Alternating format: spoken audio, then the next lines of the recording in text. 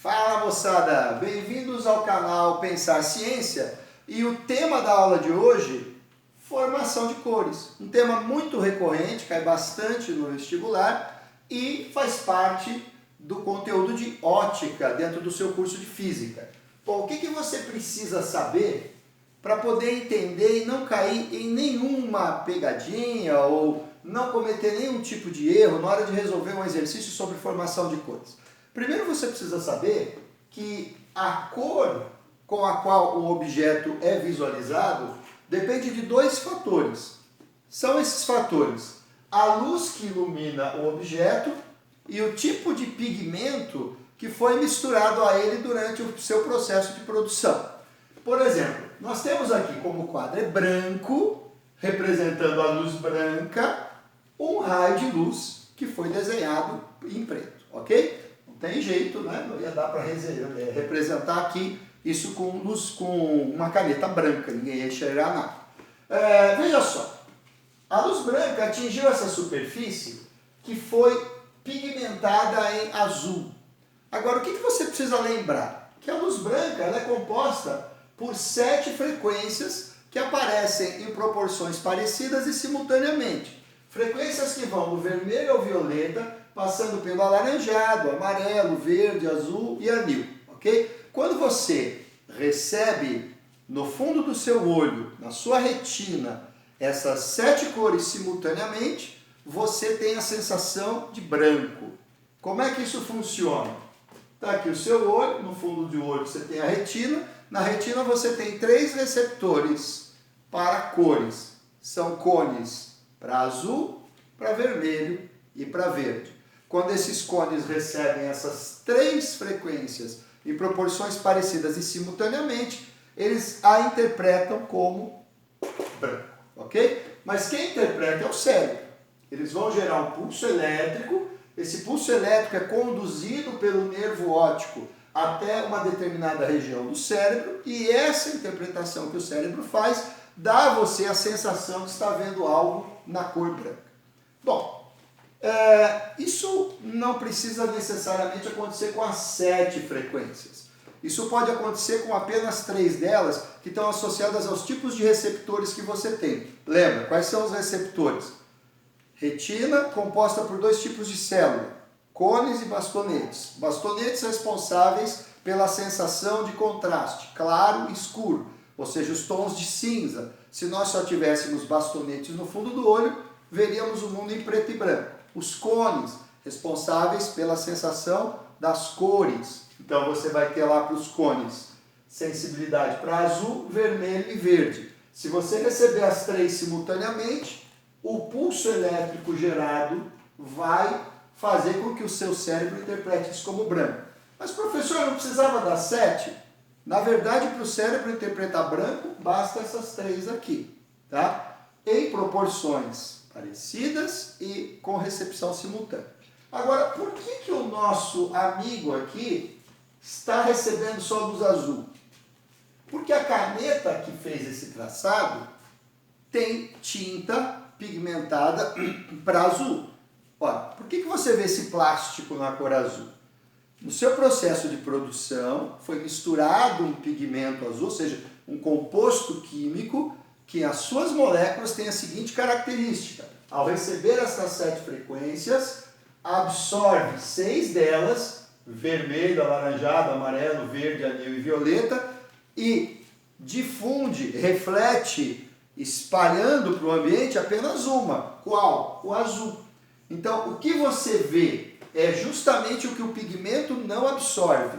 E o que o pigmento faz com a luz que ele absorve? Ele transforma essa energia luminosa em energia térmica. É por isso que todo objeto exposto à luz vai, de certa forma, com o passar do tempo, esquentar. Bom, mas isso ocorre porque eu iluminei o objeto com luz branca. Suponhamos que eu tivesse iluminado esse objeto com uma luz que fosse de outro tipo de composição. Para você ter uma ideia, você vai ter que usar a sua imaginação agora. Vamos imaginar que eu tivesse aqui 3 fontes de luz. Uma fonte para azul, uma fonte para vermelho e agora usa a sua imaginação, uma fonte para verde, ok? Esqueci de contar um segredo para vocês. Eu sou daltônico. É uma coisa não muito comum, né? Mas que acaba acometendo algumas pessoas. Então, eu tenho uma anomalia chamada daltonismo para vermelho.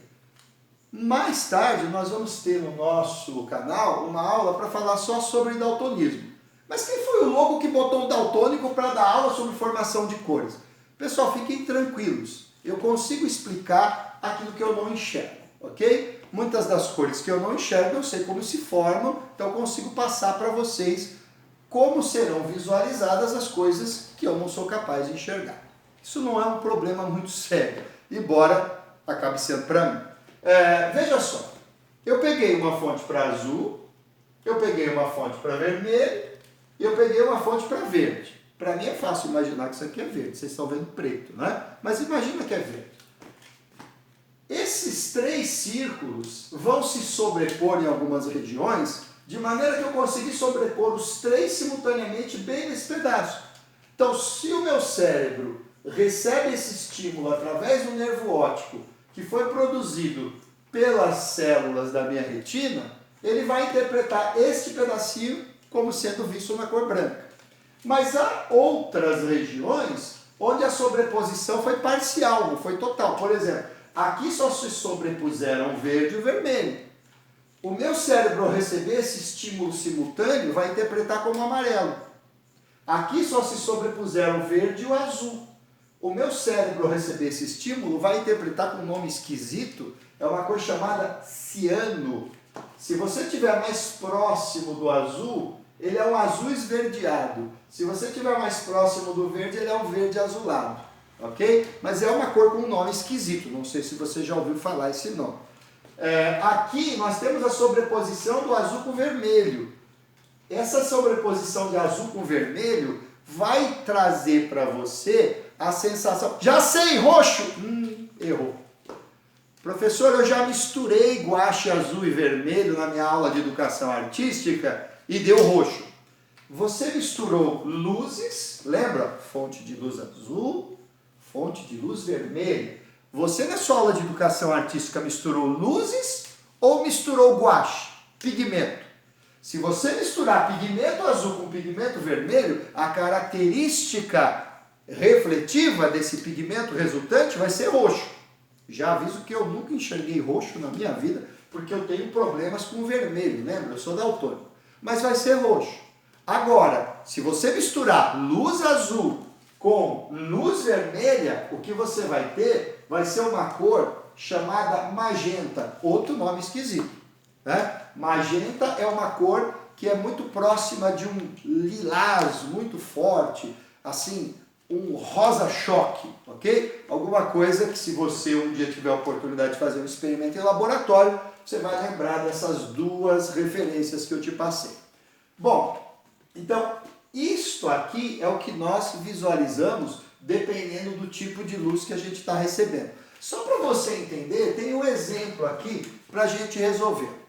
Isso aqui é a bandeira de um país muito conhecido, né? Um país onde se tem muita ordem, e eu não quis escrever tudo porque acho que não ia caber aqui, mas o que me interessa é você perceber que há algumas letras com uma inscrição na bandeira desse conhecido país, né? Eu espero que você saiba de que país nós estamos falando.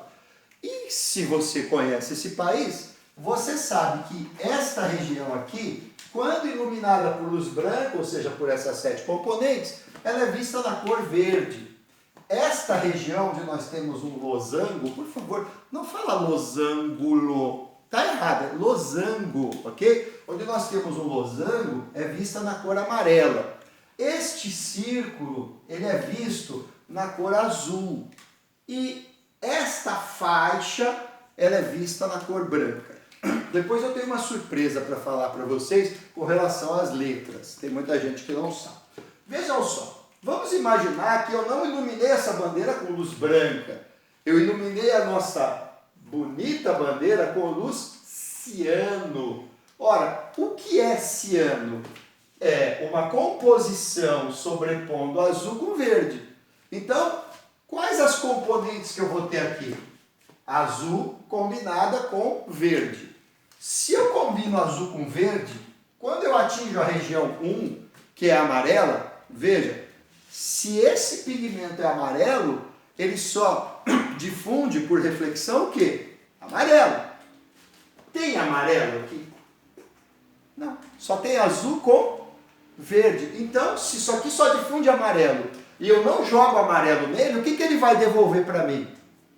Nada. E sabe o que eu enxergo quando eu não recebo nada de luz? Feche os olhos e você vai entender. Fechou os olhos? Muito bem, também fechei meus olhos. Sabe o que aconteceu? Eu não vi mais nada. E quando eu não vejo mais nada, isso significa dizer que está tudo preto. Ou seja, se esta parte amarela não me devolve nada, quando iluminada por Luciano, ela será vista na cor preta. Então, esse é o primeiro fator importante para você entender aqui. Não recebeu luz, você está vendo as coisas na cor preta. Então, o que seria preto do ponto de vista físico? A ausência de luz. Vou escrever aqui, ó. Esta região será vista na cor preta. Agora vamos para a região 2. A região 2, que representa as nossas matas, né? Eu esqueci de dizer que a região 1 representa o ouro, né? Que já não tem tanto no país. É vista na cor verde. Se iluminada por luz ciano, tem verde e tem azul. Isso aqui só difunde por reflexão o verde. Então, o azul será absorvido, o verde será difundido, portanto, a região 2 será sim vista na cor verde. Vamos para a região 3, que é essa faixa branca. Nós vimos que branco é a composição das 7 frequências simultâneas. Então, aquilo que é visto na cor branca consegue refletir todas as frequências luminosas do espectro visível.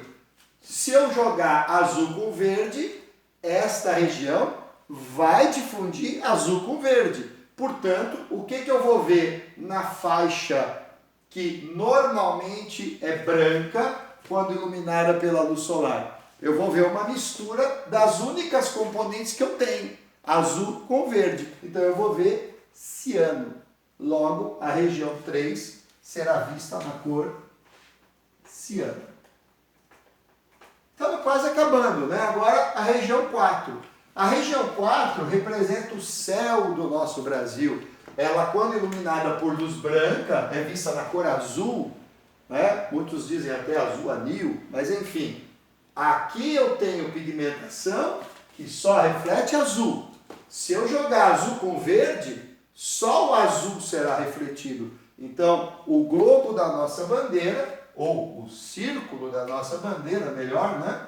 Será visto na cor azul. E agora, uma surpresa para vocês, né?